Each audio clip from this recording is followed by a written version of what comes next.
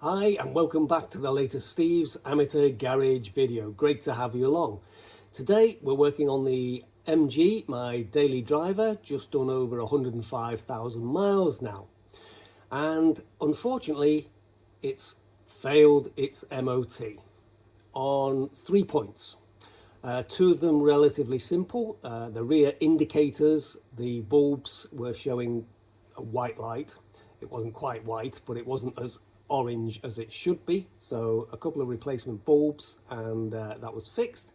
One of the front bearings was making a noise, so that got replaced as well. Relatively easy job. I've done a couple of videos on bearing replacements. And the final one is proving a little bit more difficult in that the handbrake is not meeting its required pressure and stopping power.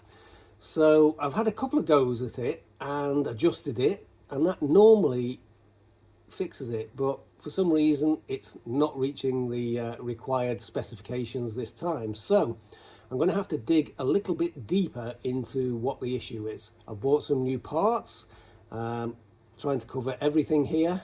New handbrake cable, which hopefully is the last job I'll have to go for because it seems like a bit of a big one. I've got new calipers, new brake discs, new pads, and I'm going to progressively change those and see how it goes, hopefully cure the issue without having to remove the handbrake cables. But let's see how we go. The question is, can the amateur mechanic fix the rear handbrake on the MG TF? So here we are underneath the driver's side of the MG TF. We're all jacked up, it's on stands, and the wheel is off and the handbrake is off. And we've had a good look at it, cleaned it up with the wire brush, and the first thing I'm going to do is try and push that handbrake as if you were pulling the cable, and it's moving, but there's sort of no resistance until it hits the stop point, which sort of leads me to think that A, these sliders are probably not sliding, and B, the piston is possibly stuck in the caliper. We'll try the other side and see how that goes. And here we are under the passenger side. Again, the handbrake is off. And if I try the same trick, just push this lever as if we were pulling the handbrake, that is hardly going anywhere. Very tight, no movement. Oh, so I think it's a case of further strip down, possibly calipers. I've got new calipers, so we'll probably just change them and see if that sorts it. Cleaning these sliders up at the same time. So here we have the driver's side caliper removed and just resting on an axle stand there so we don't stretch the cables, pipe. And my theory about the sliders was incorrect because they are working nicely, just sliding in and out. So I'm going to remove the carrier and take the disc off. The brakes are half worn and the disc has a slight ridge on it. If I wasn't down here doing the job, I'd leave them, but while we're here we might as well just replace them. So to remove the handbrake cable, you remove the little split pin there and knock the clevis pin out to the bottom of the cable here. And if I pull that cable backwards and forwards, it's sliding quite freely and I can hear the handbrake lifting up and down. So I don't think that cable is stuck, which is good news.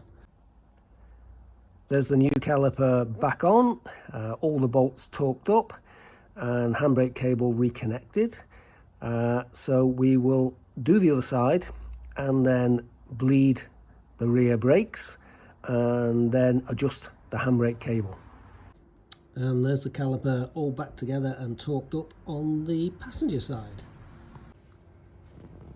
Now to adjust the handbrake, I'll show you where you adjust it at the bottom of the handbrake lever, but B, this tooth and this stop is where you measure the distance, and at the moment it's obviously very loose and that distance is huge.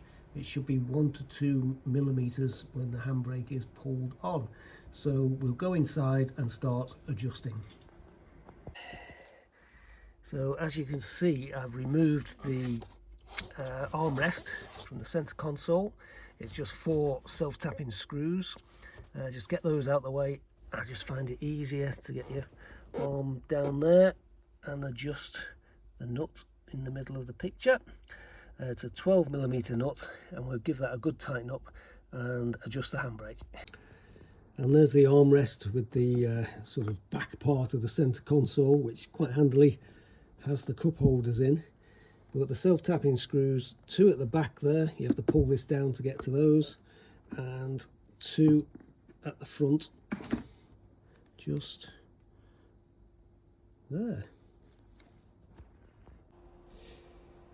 So we've bled all 4 brakes. Obviously there was a lot of air in the back ones and just a little bit in the front, and we'll top up the brake fluid and that should be job done. Okay, we'll test the handbrake, see how it feels. Yeah,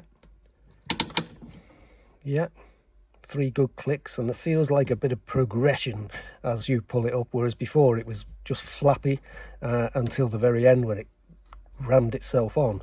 There's definitely a little bit more resistance lower down, so I think job done. Well, it's been a few weeks since I did the job on the MG rear brakes and handbrake, and the good news is it passed its MOT. Whee! So that's great. And how much did it cost to replace the rear calipers, the rear discs, rear pads on an MG TF? All in all, £133. Absolute bargain. What a super car. Hope you've enjoyed the video and found it helpful. And if you have, please like, subscribe, and don't forget to hit the notification bell, because we've got many more exciting videos coming soon, both on the MG, the Ferrari, the camper van, and the E-Types. You all take care. I'll see you for the next one. Bye for now.